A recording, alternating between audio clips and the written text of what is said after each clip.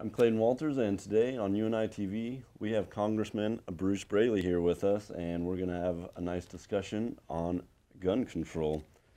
So first off, I want to focus on what's going on here in Iowa. There's been, obviously strong opposition on both sides for and against, and a lot of the politicians seem nervous to act and seem like they're going to wait for a federal action. What are your thoughts on that?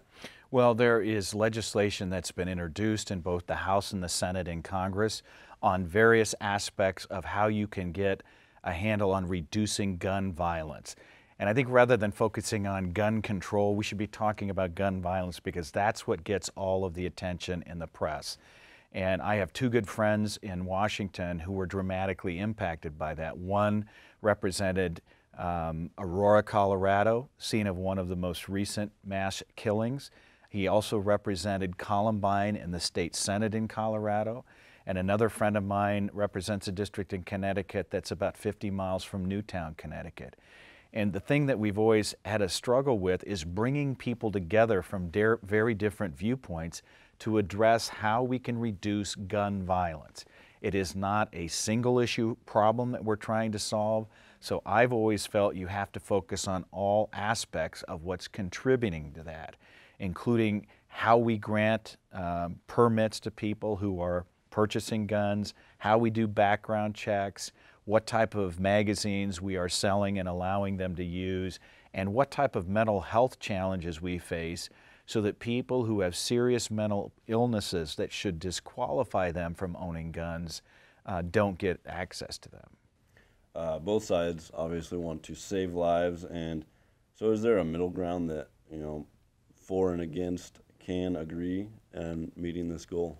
There is, and the problem is when you try to deal with this on a national stage, you get a lot of very loud people who are trying to push an agenda.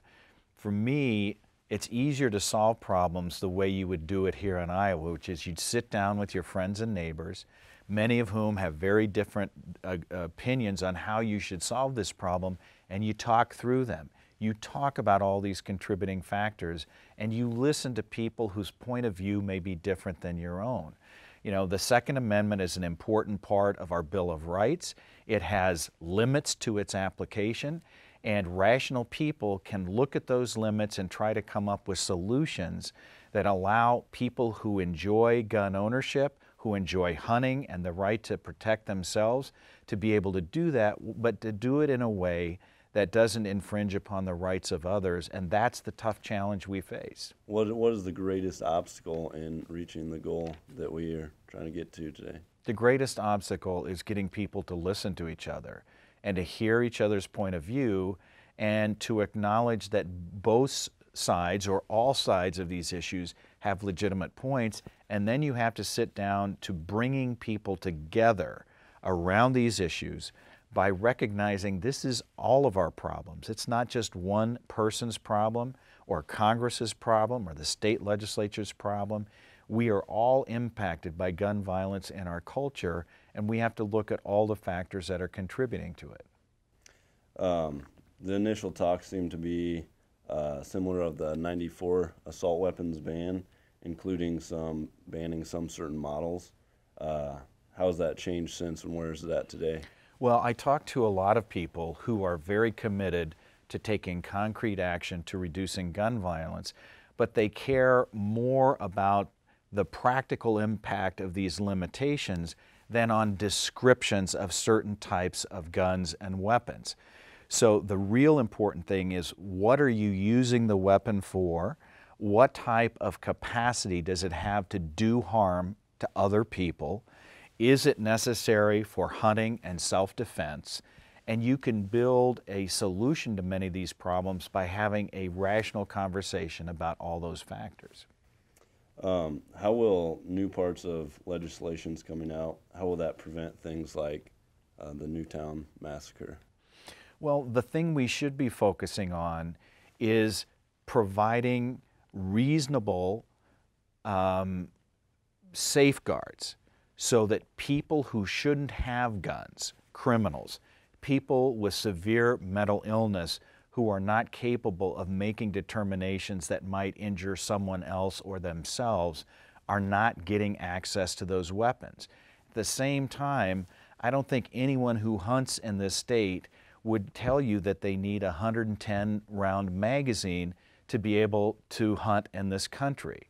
And so what you have to do is look at whether the purpose of these is to achieve reasonable results that the Second Amendment anticipates, or if there's more we can do to make sure we're protecting people from the type of violence that we've seen in these cities where the death toll seems to keep getting higher and higher.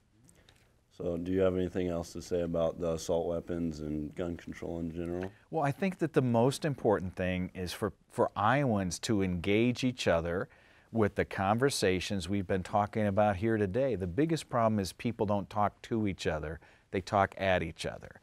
And I know that these issues are serious to many, many people that I represent. They're passionate about them, and we should be able to be polite enough to listen to each other so that we can come up with comprehensive solutions to reduce gun violence in our culture. Alrighty, thanks Bruce Braley. Thank you. For UNI-TV, I'm Clayton Walters.